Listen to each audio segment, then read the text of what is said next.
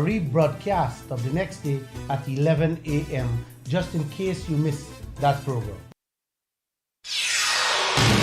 This is the news on top of the hour. Live from our studio in Georgetown. Kaieteur Radio, 99.1 FM.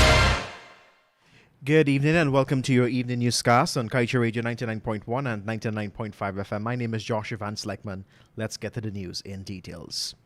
The Environmental Protection Agency recently reported that an application for environmental authorization has been submitted by SO Exploration and Production Guyana Limited, ExxonMobil subsidiary, to execute a 12-well exploration campaign on the offshore Kaieteur block. In accordance with Section 11.2 of the Environmental Protection Act, the EPA said the application for the project was screened by the agency to assess the potential environmental impacts following this. The EPA said it has been determined that the project will not significantly affect the environment or human health and therefore exempted from the requirement of an environmental impact assessment. The agency said its decision was made following careful consideration of the review of existing environmental baselines information of the Kaieteur block, which was collected via two separate assessments in 2019 and 2020, and the conduct of similar campaigns in the Stabroek, Kanji, and Kaieteur blocks.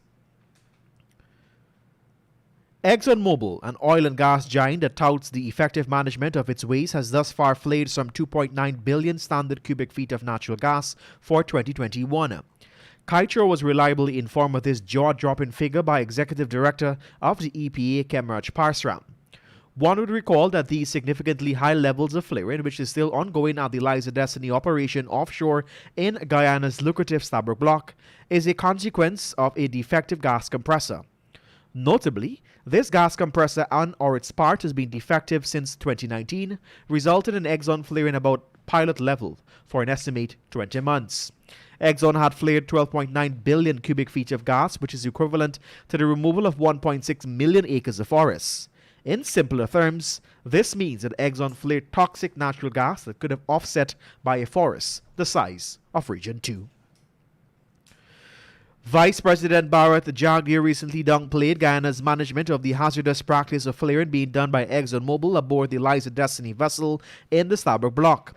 He pointed to, among other measures, a $45 tax that was imposed for same being done above 1 million standard cubic feet of gas per day.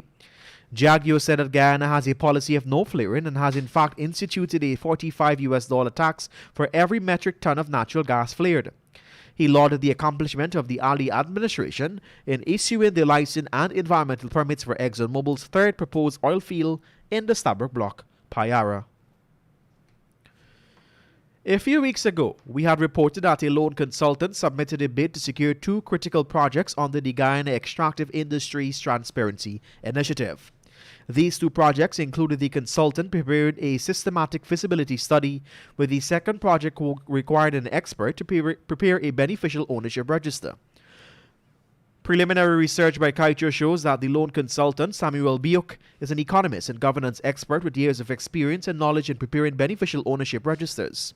In fact, Samuel designed and manages policy projects and systems to strengthen governance, anti-corruption, and enhance accountability in the extractive industry in African states.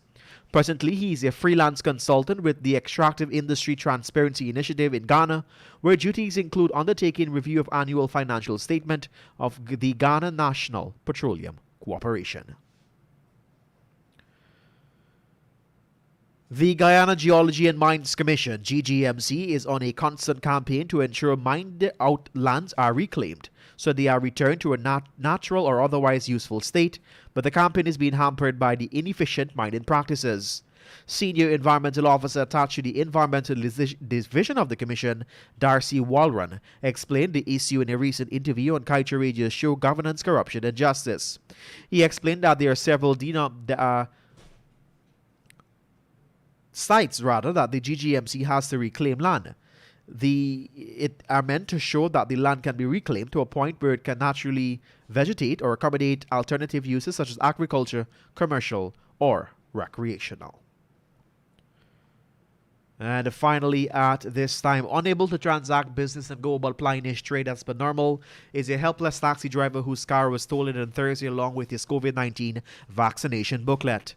The taxi driver, identified as Abdul Azad, a resident of Providence on the east bank of Demerara, had secured and parked his 2003 model silver grey Toyota Fielder wagon in front of his home on Wednesday evening. However, when he awoke the following day, his car bearing the license plate PSS 9172 was missing. After making some inquiries, Azad learned that someone had driven off with his car around 5 hours 30 that morning. And that's the news of the moment. Remember, to get the full details of these stories, pick up a copy of the Kaieteur Newscast.